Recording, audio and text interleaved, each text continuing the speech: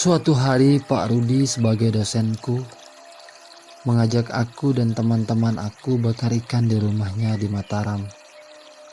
Waktu itu malam minggu. Kami datang berlima bersama teman kelasku. Sesampai di rumah Pak Rudi, kami bertemu dengan Pak Rudi bersama istrinya. Kami membeli ikan 5 kilogram dan 2 buah ayam kampung untuk kami bakar-bakar di rumahnya Pak Rudi malam itu. Acara bakar-bakar malam itu berlangsung dengan penuh kesan menambah keakraban kami dengan Pak Rudi dosenku itu. Di akhir acara bakar-bakar, sambil Pak Rudi menceritakan tentang dirinya dan istrinya yang sudah 3 tahun menikah, belum dikaruniai seorang anak. Maka dengan wajah sedikit bersedih terlihat di wajah istrinya Pak Rudi yang sangat cantik itu mendengar semua ceritanya Pak Rudi.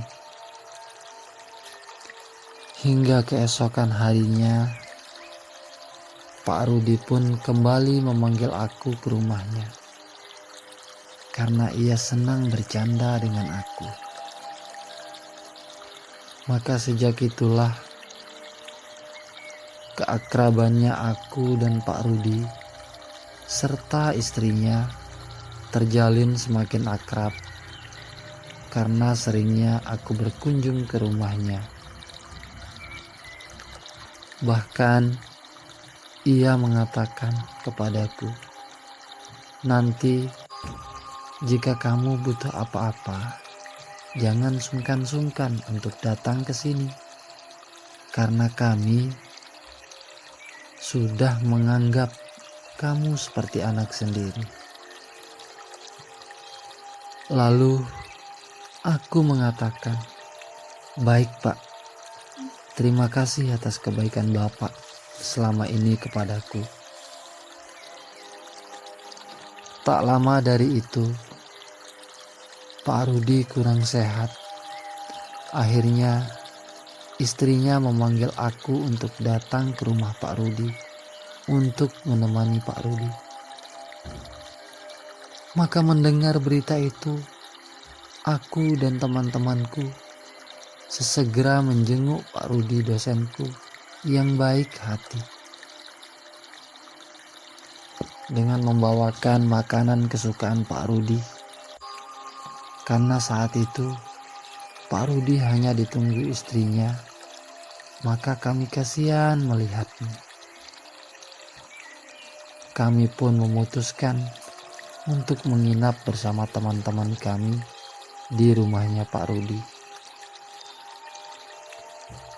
Pagi harinya kami pulang ke kos kami.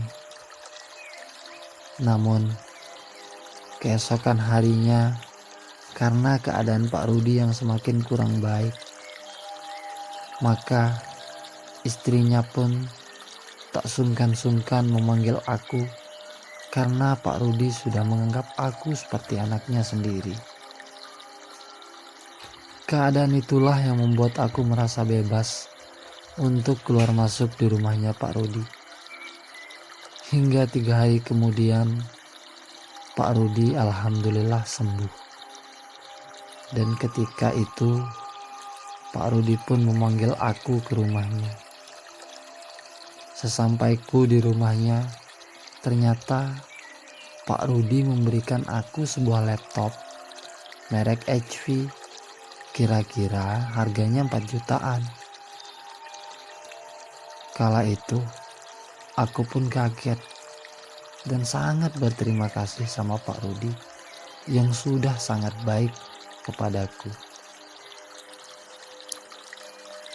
Hingga 1 minggu setelah itu, Pak Rudi dosenku diutus oleh pihak kampus untuk pergi keluar kota dalam rangka urusan kampus dan tidak bisa diwakili, harus Pak Rudi sendiri. Maka kabar itu Pak Rudi sampaikan kepadaku dan berpesan sama istrinya ketika ia akan berangkat keluar kota nanti. Jika kamu kenapa-napa, panggillah mahasiswa aku yang sering kesini, ujar Pak Rudi kepada istrinya. Lalu istrinya menjawab, baik bang. Maka satu hari setelah keberangkatan Pak Rudi keluar kota, istri Pak Rudi mendengar bunyi yang aneh di rumahnya hingga membuat sedikit ketakutan.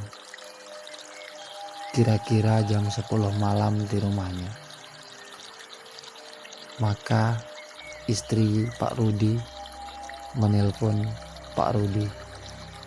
Namun HP-nya lagi nonaktif. Sehingga istrinya Pak Rudi yang sangat cantik jelita itu memanggil aku untuk datang ke rumahnya.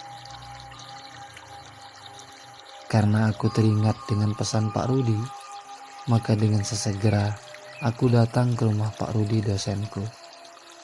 Sesampai di sana, istrinya Pak Rudi mempersilahkan aku untuk masuk ke dalam dan menceritakan tentang ketakutannya. Hingga ia pun menyuruh aku untuk menginap malam itu. Aku tidur beda kamar dengan istrinya Pak Rudi. Istrinya Pak Rudi tidur di kamar agak dalam dan aku tidur di kamar bagian luar.